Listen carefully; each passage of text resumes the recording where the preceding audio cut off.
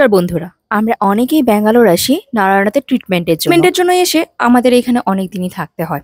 আর এইখানে আসার পর যেটা আমাদের সব থেকে বেশি দরকার হয় সেটা হলো একটা ভালো হোটেল, তাও আবার বাজেটের মধ্যে। তো আজকে আমরা যেই হোটেলটাতে ছিলাম সেই হোটেলটার ফুল ডিটেলস তোমাদের সাথে শেয়ার করব। হোটেলটা আমাদের কাছে খুবই ভালো লেগেছিল। ফার্স্ট আমরা যেই হোটেলে উঠেছিলাম ওই হোটেলটা নারায়ণের কাছেই ছিল, কিন্তু ওই হোটেলের সার্ভিসটা আমাদের ভালো লাগেনি।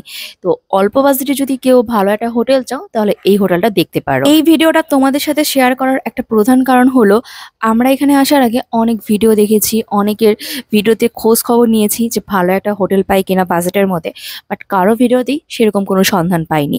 লাস্টে নিজেরাই খুঁজে এই হোটেলটা বের করেছি। ফিউচার যারাই ট্রিটমেন্টের জন্য ব্যাঙ্গালোর আসবে না কেন তারা হয়তোবা এই ভিডিওটা দেখে একটু উপকৃত হবে। হোটেলের রুমগুলো তোমার অনেকটাই ফ্ল্যাট সিস্টেমের।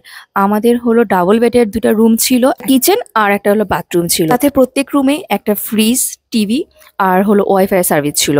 যেহেতু এখানে সবাই এসে নিজেরা রান্না বান্না করে খায়, তার জন্য ফ্রিজটা খুব দরকার।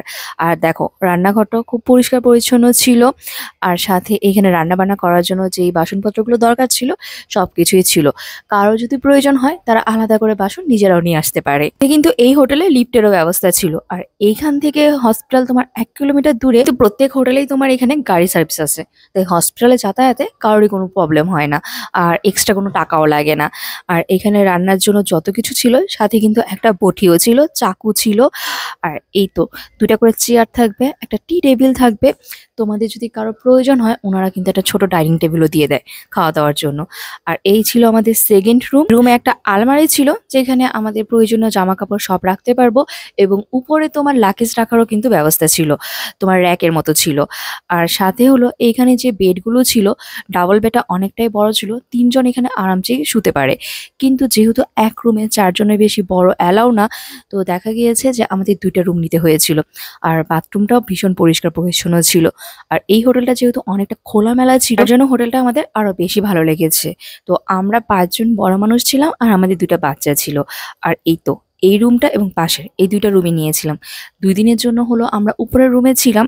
তো যখন আমাদের পাশের রুমটা খালি হয়ে যায় তো আমরা পাশের রুমে শিফট হয়ে যাই। এই তো পাশাপাশি আমাদের 2টা রুম। ওনাদের আরেকটা হোটেল ছিল এটার পাশে, ওইখানে তোমার হলো একটা ডাবল বেড ছিল আর একটা সিঙ্গেল বেড ছিল।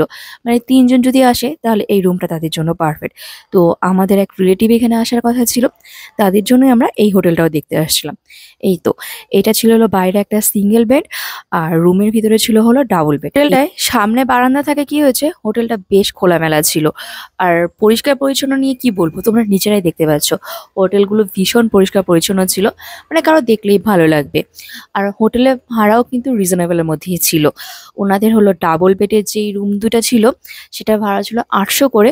তো কেউ যদি এখানে অনেক দিন থাকো তাহলে ওনাদের সাথে কথা বলে একটু কনসিডার করতে পারে হয়তো বা। ডাবল বেডের একটা সিঙ্গেল রুম ছিল সেটার ভাড়া ছিল তোমার 600 টাকা করে। ওইটাতেও তোমরা দেখেছো হয়তো বা আমার আগের ভিডিওতে, এটাতেও কিন্তু কিচেন ছিল। আর যারা মনে করো যে এয়ারপোর্ট বা স্টেশন থেকে এখানে আসার জন্য গাড়ি চাচ্ছ, তারা কিন্তু ওনাদের সাথে যোগাযোগ করলে ওনারা গাড়ি পাঠিয়ে দেয়। তো মনে হয়েছে যে স্টেশন বা এয়ারপোর্ট থেকে গাড়ি ভাড়া না করে ওনাদের সাথে আগে যোগাযোগ করলে ওনারা যে গাড়িটা পাঠায় সেটাতে ভাড়া মোটামুটি একটু কমই পড়ে, মানে নয় সেম পড়বে নয় 100-200 টাকা তোমার কমই পড়বে। কিন্তু হোটেলে গাড়ি নিলে সুবিধা এটাই, তুমি ডাইরেক্ট একদম হোটেলের রুমে চলে আসতে পারবে।